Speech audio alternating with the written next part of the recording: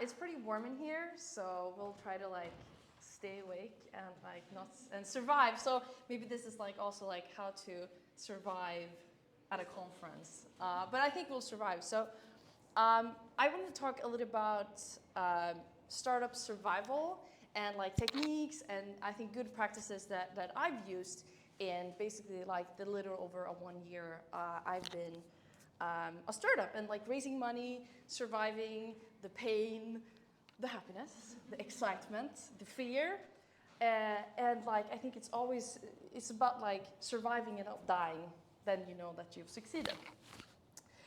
So that's your little startup survival book and how to start filling out the pages of that rulebook that you have.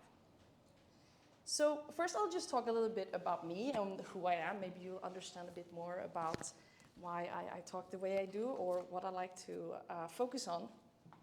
So I'm a really much of an introvert. People think I'm an extrovert, but I'm really not. I just don't have a stage fright, which is kind of rare within the game dev community, I would say. I'm really messy and I'm really clumsy, so I try to like keep check that nothing happens here. But I'm really interested in like self-development and developing myself as a person and how I can improve and challenging myself. I felt like I had issues like with anxiety and like doubting myself. But then I started thinking more about like, okay, I have to do everything that is scary. If I feel scared, maybe I should do it to a good degree, of course. But yeah, so I graduated from the Högskolan in Skövde 2020, so like height during COVID. And I worked in the game industry for a bit, and I always felt like this wasn't the industry I wanted to work in. The companies I worked at, something just didn't fit with me. I wanted to do something different. I wanted to do something that was mine. And I wasn't just happy with being an art director, and I think I wanted to like decide more. I wanted to have more influence about how the company was run and how the games we made were going to be. So these are some of the companies that I've worked with in my career, and I previously worked as an art director. So like art and branding and everything like really lies close to my heart. So this is a company I founded, so it's called Aero Arts, and I pitched at like Gamescom and GDC, and I think I pitched like maybe 20 plus pitches overall, like not including like all the practice you've done like in the behind rooms. And I'm supported by Skaraborg Invest, which is a risk capital company in Skövde, and also Eloria Invest and Ellen Mellåker. And I've raised close to 9 million SEK in around 13 months. And we're 7 devs in the Skövde Science Park Incubator. And this is the game that we're making. Fame Fauna is an open world pet collecting RPG. This is like my pitch, you hear like my elevator pitch like starts going again. It's not super important what we're doing, but this kind of gives you like a thing of what we're doing. So I wanted to talk about like my journey and my timeline. So in 2022 in July, I sat at home. I was working at a company in Canada, and I was sitting in like my own room, and I felt like, what if I could start my own company? Wouldn't that be like really cool? But like I'm not a programmer. I'm an artist, and so I was like, I'm never going to be able to do something that you could actually play. But I sat at home. I started like building this prototype. It was basically like a cut and paste collage of something I wanted to do, and eventually it actually started becoming something you could play. So I applied to the incubator, and I was all alone. And when I came to the incubator, I pitched 2 weeks later at Sweden Game Conference, and had like really good feedback from both the audience and some investors. So I felt like, wait, maybe this could be like a good thing, because I really, really doubted myself that this was a good idea at all at first, because I thought my idea was really bad. But people liked it, so I was like, okay, let's continue.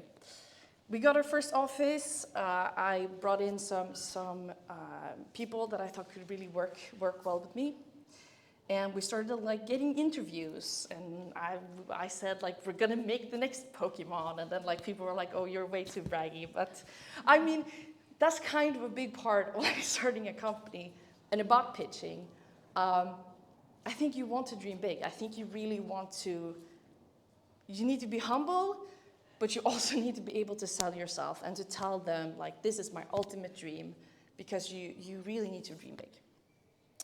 And then it's like, after that, it was pitching and pitching and pitching. And we had our first playtest in January of 2023. And it was basically like a prototype where you could like run around in like this beautiful environment, and you could like have the pets, like they didn't do anything. It was just beautiful, but people kept like looking, and they played the game for like 20 minutes, and we were like, okay, there's actually like nothing you can do. But there was something about the way we had created the experience that kept people interested. So it was like the idea and the visuals and everything, like the idea was interesting to them. So we expanded the team, and we started kind of get the attention in the science park in Skövde. And I took this picture when we, for the first time, had our company name up with some of the really big companies in Skövde. And then it's like, wait, we've LARPed and pretended to be a company for so long and so effectively that we're actually starting to become a company, which was really weird. Like this logo was just something you know I made at my computer. And then suddenly it started to become like an actual thing. And I think that's something that's really interesting with startups, is that when you kind of pretend to be a company, or you pretend to be like a group of people doing something, suddenly it becomes real. So in 2023, in April, after having a bunch of like pitching and talks, we got our first investments, and we celebrated with some champagne. I resigned from my job in Canada the day before. I didn't know we were going to get the investment, but I thought like, I'll go full on ahead with this. So it was really good that we got the investment. Otherwise, it would have been a bit hard for me. So the team has grown, and we got the opportunity to travel to GDC. So we got the support of Stonelock and the incubator to go to the US in San Francisco. And then we pitched at GDC.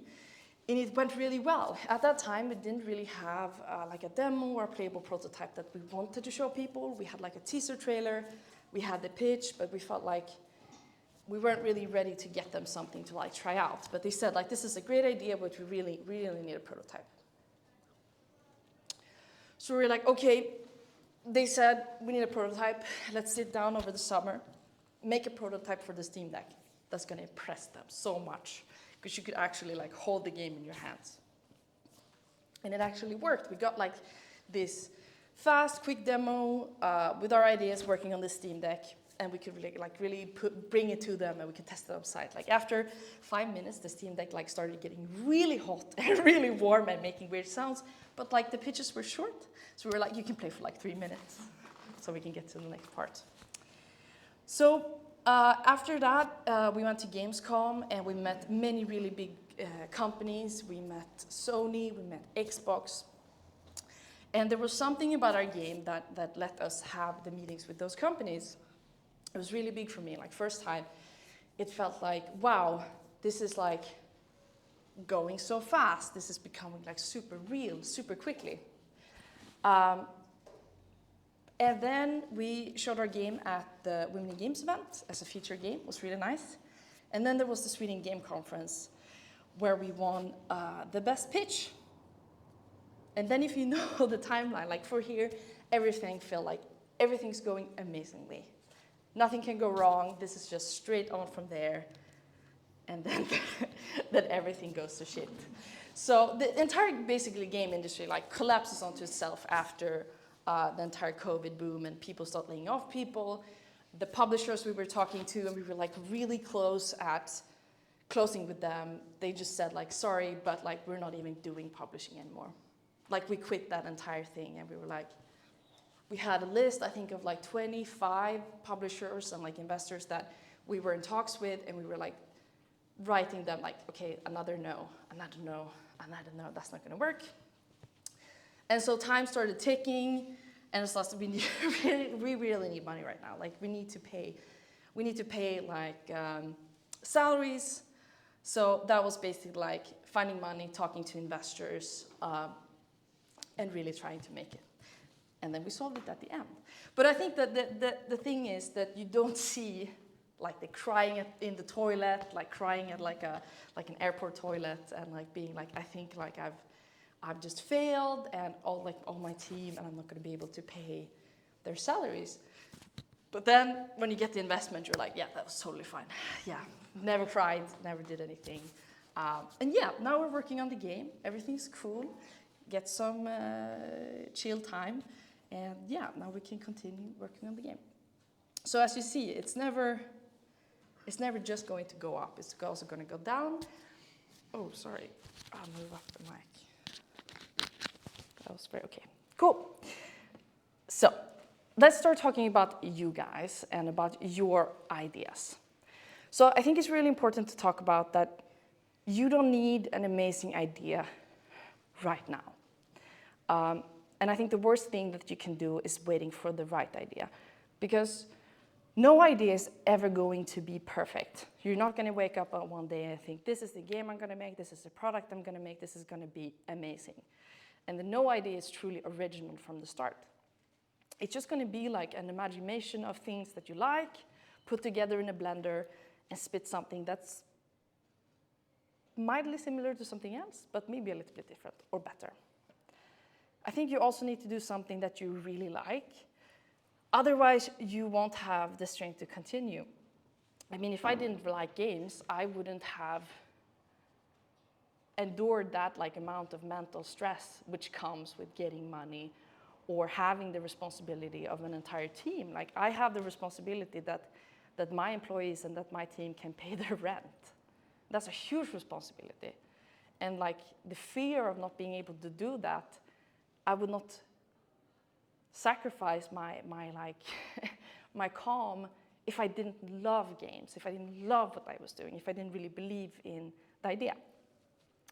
And then also, don't try to remake the wheel. I don't think you need to do something that's wholly unique or that's never been done before, because there might be a reason no one has ever done it. So before we start, I think it's really important to understand like the cone of learning. This is from a book called Rich Dad, Poor Dad, and it's kind of about action versus inaction. And I had a lot of the time, I've been like reading, thinking, pondering, wondering, dreaming, thinking again, and then like walking around, and it's like maybe one day I'll start something I really want to, but you're never actually taking the step of starting.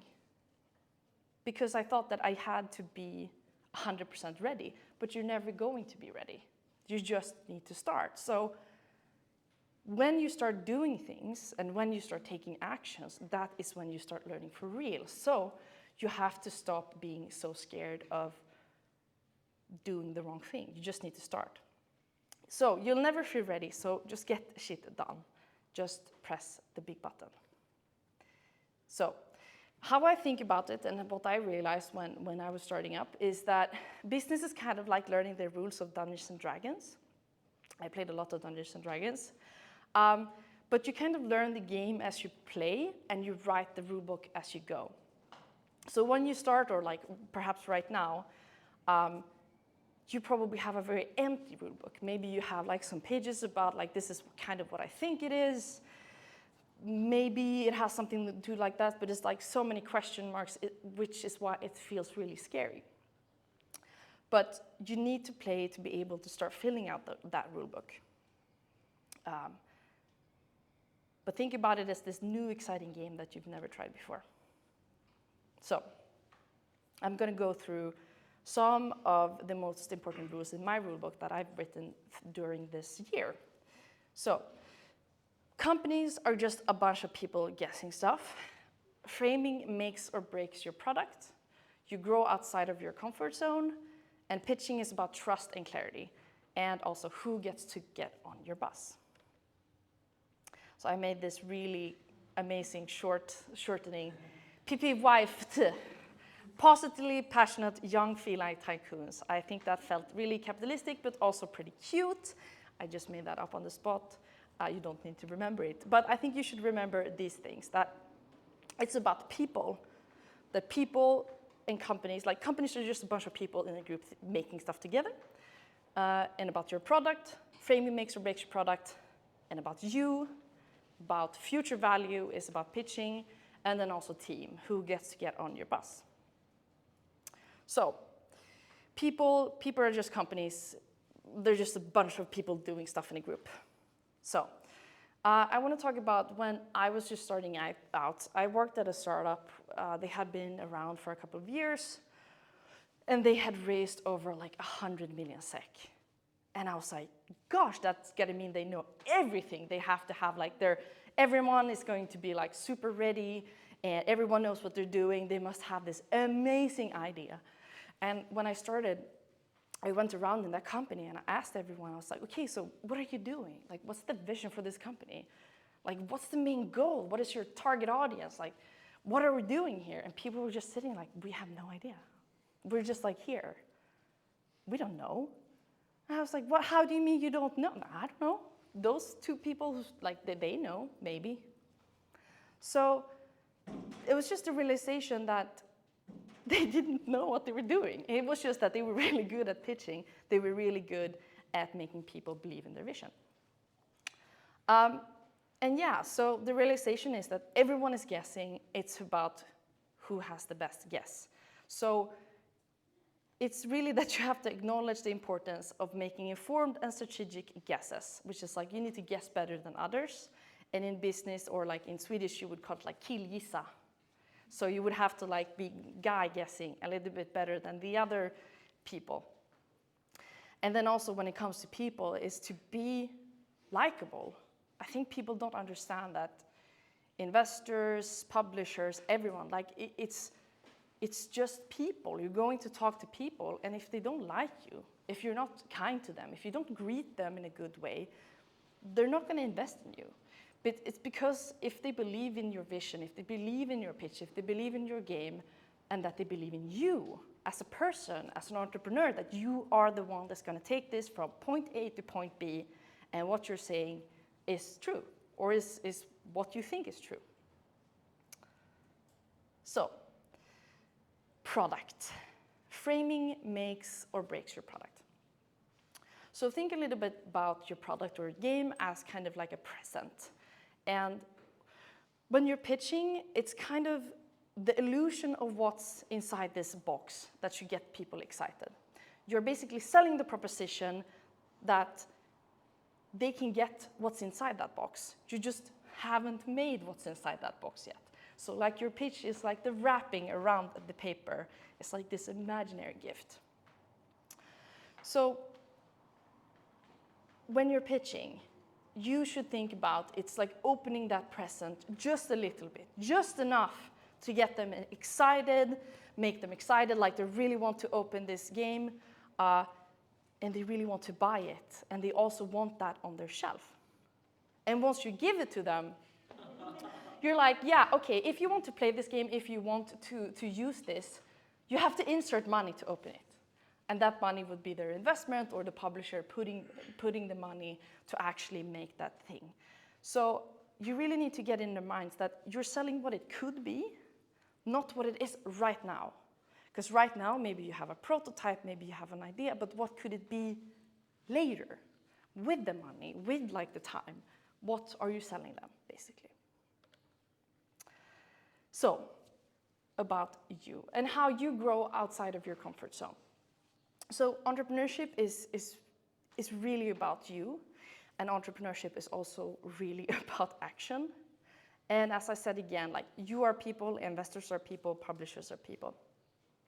And also about taking your first steps.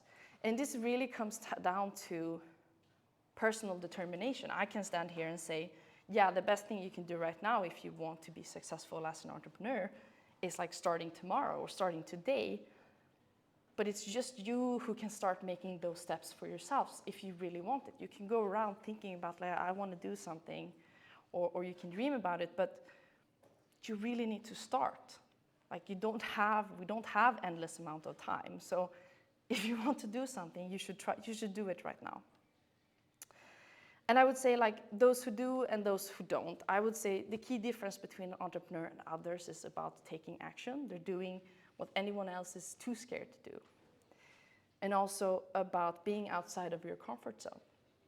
So entrepreneurship and just about with anything else, when you're learning something, it's going to be uncomfortable, because stepping into a space outside your comfort zone is not very comfortable, because obviously you've never done it before. It comes with fear, uncertainty, you could do the wrong things.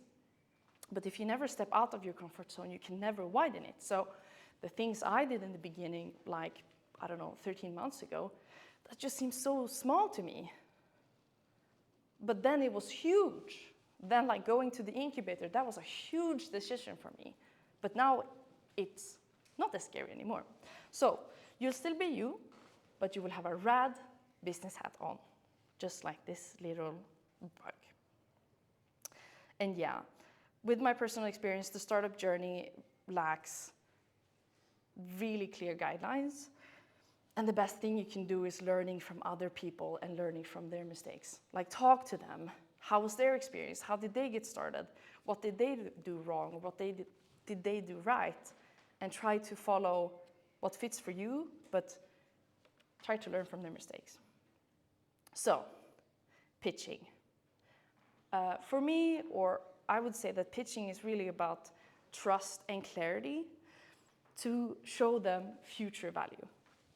You need to make it easy for the investor or the publisher or anyone else that is going to get into this venture with you. Like, I really like to dumb things down, or I like to make it as easy as possible for myself and everyone else. That's how it's going to be clear. So I really don't like math. So your time plus money plus their money, so this is like your time and effort, and this is their money, equals some more value. And this is what you should answer in your pitch, that your time, your effort, their money equals more value. And I don't really care what you're making, but I think you should explain these things in your pitch. So it's, what are you making? How are you making it? Why are you making it? And the cost, how much will it cost me? And then also profit. What will I get out of it? And pitching is also about leaving as many question marks gone as possible, because questions and uncertainty is really frightening. And that's really frightening for investors as well. So I didn't really understand this until maybe maybe 2 months ago, why this is so important. My coaches and my mentors told me a lot about how to verify your idea, or how do you know if this idea is even good in the first place? Does it actually have any value? And I would say that proven value is kind of like a scientist would do. That proven value is your numbers. The numbers you can show right now is your proven value. So the proven value you could say, show as a game company, for example, is your wish lists, your followers, your players, your downloads, your articles, your views. That is actual value that you have created. Everything else is basically your hunch or your idea, but these are your numbers. And I would say one of the best things that we did is start a Steam page really early, so we could start acquiring proven value, because that shows that there are actual players who want to play your game. So I'm going to sell you Tilla's GamerWatch 3000. This is my pitch for you today. I'm really nervous but proud of my GamerWatch. So I'll start with what? We are creating the GamerWatch 3000, a revolutionary and stylish way to tell time, IRL, to be done with the kids, And how we have developed a prototype watch in-house, which you can test today, and the final production will be outsourced to Germany to ensure high-quality manufacturing. And also, why are we making this watch? Our market research indicates a strong demand for designer watches among gaming enthusiasts, particularly males 14 to 17 years old. We've already built a waiting list of 6,000 interested customers through organic marketing efforts, demonstrating clear market interest and the cost. With a small investment of 2 million crowns for a 20% stake in our company, we will produce the first edition of the GamerWatch 3000 and fulfill the customer orders. And the profit, we're anticipating selling 500,000 units of the GamerWatch 3000 within 2 years resulting in an estimated profit of 45 million SEK. So I would say that here I have like a business proposition, leaving a lot of the question marks out. Of course, I don't know watches, like I don't sell watches. The watches for gamer watches is probably really bad. Have no idea. It's just how you could use it yourself. So, about the team. You decide who gets on the bus and also who leaves. I think you should imagine your startup kind of like a bus. And this is going to be a very intimate bus, like more intimate than any bus you've probably been on, because you're going to be on that bus for a lot of time. It's probably going to be just as sweaty as it is here today. And your goal should be inviting really awesome people on that bus. And you should get people on that bus that are smarter than you and that complement you in different ways. If you are an amazing artist, maybe your top priority should not be getting another amazing artist. Maybe you should get someone who's really good at tech, for example. So you complement each other. And bad people. HR is something that you're going to have to deal with no matter if you like it or not. It's such a huge part of game development because you are in a group of people creating a game. And when it doesn't work with a person, it doesn't have to be that they are bad or that they have done something wrong. It could just be that you don't share the same values or goals or have the same principles. And it's much better to try to cut that short and ask them to step off the bus, because you can't change who people are at their core, and you don't always have to share the same values. And then also, first who and then what. So if you get kind of the right people on the bus and you have an amazing team, this is actually a concept developed in the book Good to Great, that I think our team, I've crafted a really, really good team that has like a really wide range of skills or personalities. They can say what they think. We could probably like run a grocery store. We could probably run a sawmill. We could probably, be a car mechanic if we knew something about cars, which we don't. But it's really not about what you're making, it's who is making it, and you're making it together. So, surviving. When the balls kind of starts rolling as a startup, when you get like an investment or a publisher, you're always going to be on a tight deadline to either get more money to pay staff or to finish your product. So the soon you get money, a clock kind of starts ticking. Like time is literally going to be money. So that's why time is going to feel short and very important in the end. And this is also why startups can be really risky, because you can run out of money. But if you always run a low risk, it might take really long for you to get the ball rolling. Like, for example, if you only work part-time on your project. So in a startup, you'll be in two states. You'll be working on your product when you have money, or looking for money to continue working on your product. So it's always easier to get money when you don't need the money. And people really smell and detest desperation. You should ask for more money than you actually need, because you always need more money. Things will always take more time than you thought. And you should really focus on facing people problems head on, because they will only grow if you ignore them. Like nipping things in the bud is really important, because those resentments and those like HR problems, if you think that you can ignore them, they're just going to expand. It's going to be extremely uncomfortable when you start doing it. And you should really have mentors you trust, and you should learn from their mistakes. And get someone else to do your bookkeeping, please, for the love of God. You don't have the time to learn bookkeeping, and you could really be putting your work and thinking about doing something for your game instead. And these are just some book recommendations I think you should read.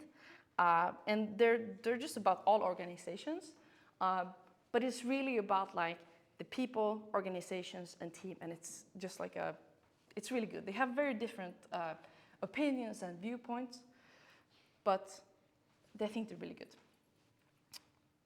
Probably share this one somewhere later. So I'll just reiterate on the things I've talked about, that everyone is a person and all people are just a groups of people doing things together. And your product is only worth as much as its frame in the beginning. So your perceived value is your product's value as a startup. And when you do new things, it's going to be really uncomfortable, and you'll only grow in unfamiliar situations. Pitching is a lot about calming people down and try to leave no unanswered questions and make it like easy math. And think about first who and then what. Me and my team could run a sawmill or a grocery store. It's about the people on your bus. So, and also entrepreneurship is about actions. Thank you.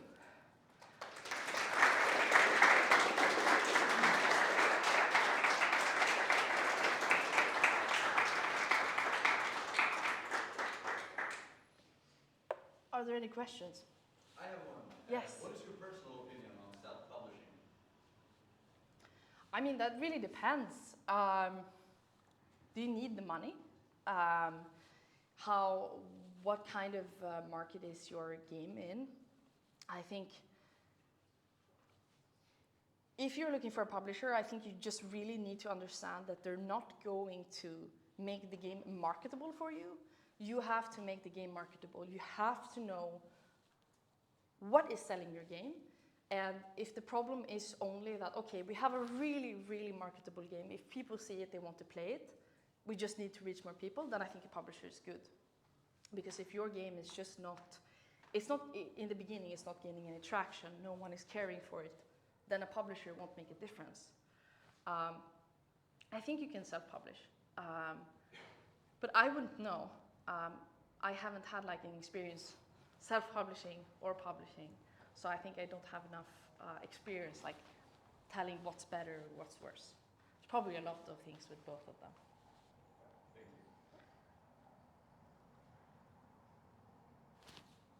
you. What would be the best way to get investors, like to find investors?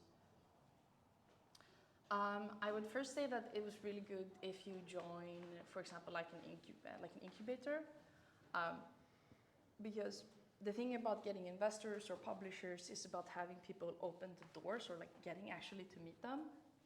And you need to be in those forums where those people are so they can see your game or see your pitch. So like be in an incubator, pitch at those events. They're probably going to be investors there, and then pitch at more events to have a wider range of investors seeing your game. And then also networking and meeting people who can basically like email and thread you together with other investors that could be interested in your game.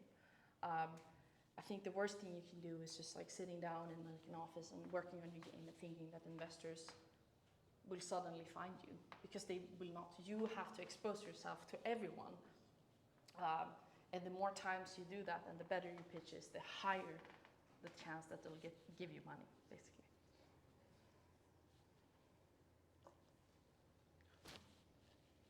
Yes, what do you think for approaching an investor who has indicated some interest in investing? How do you finalize the investment, so to say, after they see your pitch or talk to them? How do you get to the final stage? I would say it's very different between different investors. It can be like risk capital companies, then maybe they have a set amount of meetings you have to go through. It could be like, oh, there's like the first pitch, then maybe it's a pitch in front of the entire group of people that are going to be investing. I mean, then maybe there's like due diligence where they look at your like credit score, or if you have like bets, and they like they do the research about you, and then maybe you can get into the talks of actual percentages or money and stuff like that. Maybe with angel investors, it's much more about the person. It's going to be a person that you're meeting, and it depends on what that person wants to know about your pitch. But I think the most important part for you is that you are going into that discussion knowing that this is what we have to offer, this is like our limits. This is like, I'm not giving away more than this, or we're ready to sacrifice that, or this is how much money we need. So I think it's about you preparing and having like, this is how I'm willing to do the deal, and this is like my dream deal with them. And then of course it's about getting to know who that person is, because they're an investor, they're going to be a person. So why do they want to invest?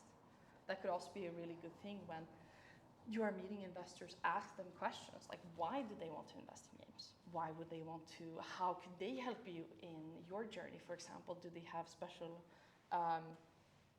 knowledge in game development or marketing or like business development?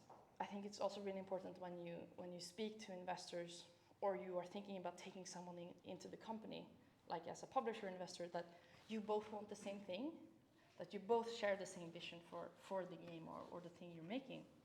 Because otherwise, you have this vision that you want to make, I don't know, a cheap game you sell once and then you donate some to charity, and maybe someone wants to do like a microtransaction thing. You don't know. That's why you really need to communicate and talk to them about the vision and what they want to do with your company if they would join. Because taking in an investor or someone into your company, like that's much more permanent than marrying someone. So you are going to be really intertwined with them for a long time. So make sure that both they want you and you want them. Because it's not just about them like giving you money. It's more about them joining the boat with you, I would say. I did a talk earlier, and my timeline slide also had the end of 2023 actively on fire. I talked a bit about coping mechanisms when it comes to stress. Yes. And how I dealt with it personally. Yes. What were your ways of dealing with the situation when you had all of the responsibility but not all of the control? Oh, it was really hard. It was really hard on like my mental health, and and I think it also really like your team can feel it as well. They can feel that you're stressed. I think one of the most important parts was always thinking that it's going to solve itself. Like, I'm going to solve this. I'm not going to let it fall, because if I had already been like, okay, we're running out of money in like, I don't know, 3 weeks or whatever, I'm just going to give up, then nothing is going to happen. Like, you have to fight until the end. And then also thinking that like, this is going to be a period of high intense stress. This really sucks, but I'm going to be proud when I'm out of it. And then also focusing on not being on my computer, leaving my phone at home, reflecting upon like this is not a death situation. I won't die, people won't die if something like this happens. It's not going to be my entire life, but it does feel like your entire life. And then I think about like exercising. You need to like go out and you need to have a walk, because like the stress cycle is always going. And like my body thought that there was a giant tiger going to eat me like every hour of the day, because that's the amount of stress you feel. And if you don't like move, or you let your body know like, yeah, I'm running from that tiger by moving it, or like power walking for like 20 minutes, you're gonna start like feeling that really get to you. So I think you have to move your body to release some of that stress, because it can't differentiate between like paperwork stress or like real actual death lion stress, I guess. But I don't know, I think you just have to have grit, and then try to talk to people and take breaks, and like think about leaving the space you're in, like not working or taking breaks, because I don't know, it's also like it just sucked ass for a bit, like really. How did you cope with the stress, do you think? I talked about it earlier, but basically I somehow managed to, I think it's like an AA program that differentiates between the things I could control Yeah. and the things I could absolutely not control. Yeah. Which meant I can look at a problem over there and see that's a big problem over there, huge. But I can't really do anything about it, so I try. Yeah. Think about it, get that distance. Yes.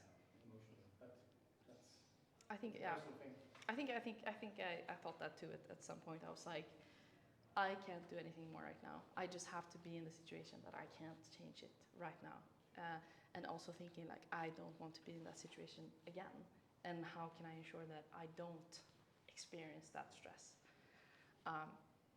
Because it's not fun. And how can I prepare others so they don't get into the same situation, I guess. But it's always going to be like, going to be risky and hurting to get like some reward, I think. Yeah. So we've talked about responsibility of that you took on of supporting your team, basically providing them with income so that they can support themselves. Yeah. A lot of the students, I'm assuming here today, maybe have the belief that I mean, we can go far. We've seen how much we can work together, and we can go far for free. Yeah. So how? What's your insight on the importance of taking on that responsibility early versus afterwards, and when do you decide to take on that responsibility during development? For us, it was more that people, if we were students, all of us, it would probably been different. Maybe we would have waited on taking in money. But I was working like 2 jobs. So I went to work maybe at like 9 to Euro Arts. I went to work at like 9, and then I went home at around 2 p.m. and then I started my other job at like 3. And then I think I quit at like 1 a.m.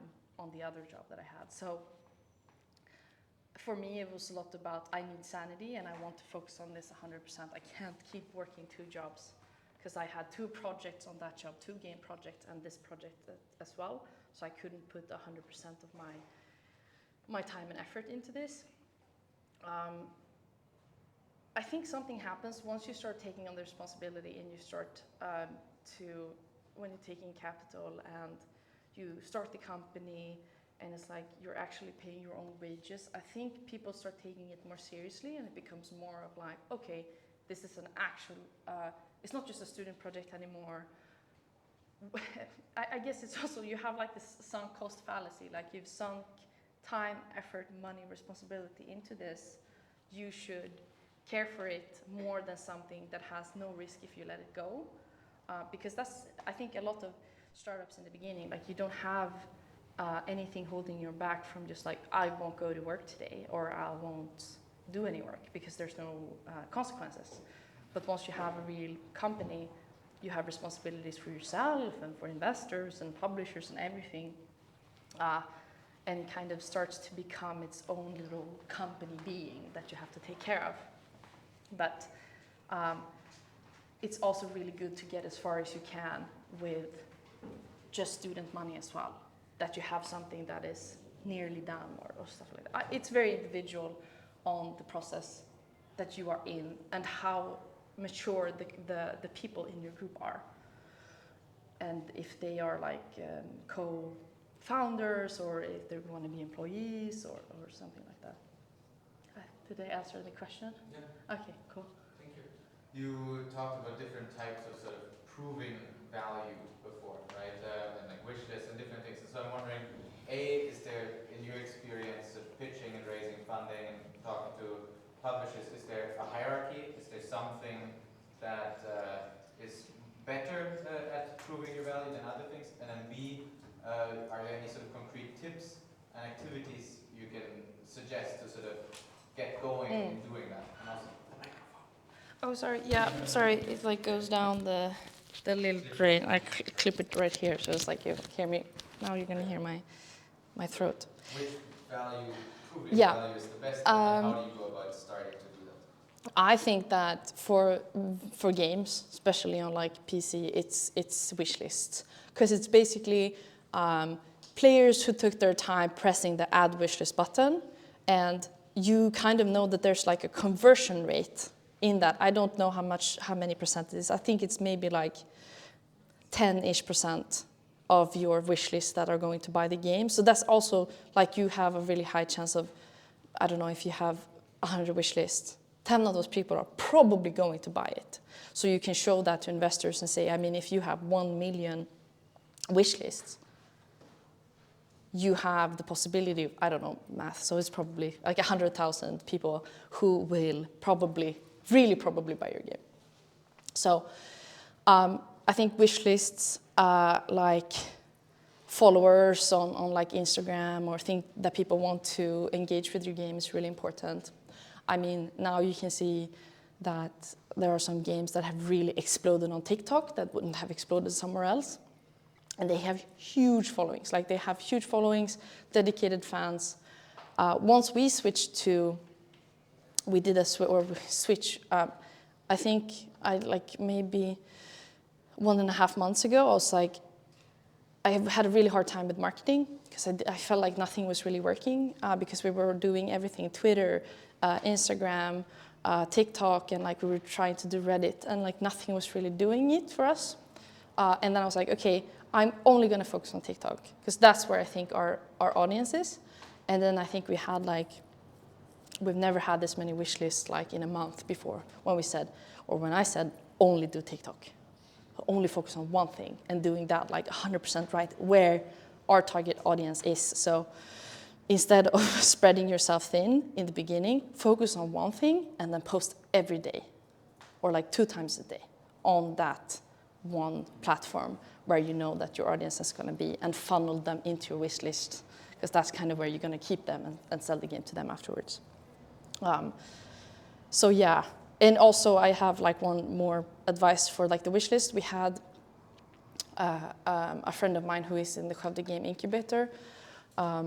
He had a demo. He was going to release a demo, and he was like, I'm going to contact every single author on like the PC Gamer and stuff like that, and the other online ones about, and they had interest in games that were like his, and he emailed them, and he got one person who responded, and he got one article at like PC Gamer that gave him like, I don't know, an immense amount of wish lists, because he took the time to like actually write them and like, hey, this is my game, check out my demo. I would love for you to try it out. So that's also, I think, once we have a demo, I'm probably going to like sit down with a huge list of maybe like, I don't know, 100 journalists and be like, this is our game, please check out our demo. If you want to write something about it, that's great. I just think you need to do action and like reach out. But yeah, I would definitely say wish lists is super important. Yes. I don't really know about mobile, but I'm guessing for apps it's about like waiting lists. I think it's about in the same in tech, where it's like you can have newsletters or waiting lists, so people are waiting to try out your product. I mean, also, I know Raft uploaded their own, I think Raft and Valheim uploaded their games on itch, and they got a ton of downloads where people were like, we want to play more of this game. And then they funneled them from itch to Steam. And that's also showing like proper virality, proper interest. And that's when you know that you have verified that people actually want to play your game. Just through like organic, just showing them the game all the time. Because you're just going to have to do it. So first of all, thanks for the presentation. I think it was great, and your journeys are inspiring. Thank you. And one thing that you said that I'm really curious about is that when you started, you were alone. Yeah. And you were going after investments alone. Yes. I've been there, I've done that, and it was awful. It's really difficult, especially because investors, they usually expect to invest in a company that has at least more than one person. Yeah. Because it's also risky to invest in a place that has only one. Yes. So how was that experience for you? In the beginning, when I was in the incubator, it was really hard. They were like, find a team. And I'm like, how do I find a team? Like, I don't know. I like to play games. I don't like to meet people. And the good thing about being like in a place like Skövde or somewhere where there's a school is like people are really interested in like startups, and they want to work in like game projects. And they'll be happy to like join and try out to work on your game or work with you. So I basically had like, I think I uploaded a picture of the game in a Discord, like a local community Discord, and I was like, hey, I'm working on this game. Do you want to come and maybe try working on it with me? Let's meet up. And I had a bunch of like interviews when I met someone and had a coffee with them, and we're like, yeah, maybe this could work, or maybe this won't work. And then I had some people on for some time, and then either they didn't want to work on the game, or they didn't want to do something else. And eventually we got investment, and then I could give them salaries, and then like I became an employer. But I think what helped me was that I have worked with big companies before, and that kind of gave me a lot of not clout, but like brand, like brand recognition, like Netflix and the Google and stuff like that. And they were like, that probably means that you know what you're doing. So having some experience in your baggage, and that you have a really, really tight and cool pitch that says, give me X amount of money and time, and I will either collect a team, I will make a team, or I have candidates in mind. At the beginning, I think I had like 2 other people in my team, and then I had like blanked out spots for like, this is the programmer, and we need a 3D artist, and we need an animator. I have some in mind, I just need like more money, and I would like to hire these like potential candidates. So I think you have to do it like that. I think so. Most of the story is like a story of success, to be honest, which is great. But what have been the biggest hurdles, sort of setbacks that have come and challenged you? Yeah. Oh, that's a really good question, because I think a lot of entrepreneurs, they don't really talk about the things that are really difficult. I think for me, it's been to be like, it's really difficult in the beginning to become like an employer or a boss. Like, I've never been a boss before. I've never had the responsibility of people's salaries, or like making sure that they feel happy, or like how do you talk to people. I think so, like HR has been super difficult because it's really hard to know. You don't know if people are starting to get burnt out, or if they don't feel good, and they might not even tell you, and everything's moving really fast, and you're always so up in the work that you're doing that you kind of forget sometimes that your main focus should be on keeping like the team engaged and thriving. So I think it's a lot about like personal connections, and feeling like you don't feel like you're ever enough for all of the different parts of the project. Like, sometimes you'll be like, this is gonna have to wait, or someone else is gonna suffer for that, or mistakes I've made as a boss in the beginning. And then also like the immense pressure and like stress of wanting to live up to like expectations from other people, from myself, and like keeping the success story. And also I think when you become, it's not like a public person, but like someone who has started a company, and you have employees, and people might not agree with what you've done, like it's really hard if people give both your company and yourself like criticism, or they talk about you in certain ways. I think that's really hard. And then also I'm like everyone else, I doubt myself as well. Like when you shower and you're like, wait, what did I get myself into? How am I gonna live up to all of these really high set expectations? What if the game is not even good? What if I can't even deliver? What's gonna happen then? That's awful.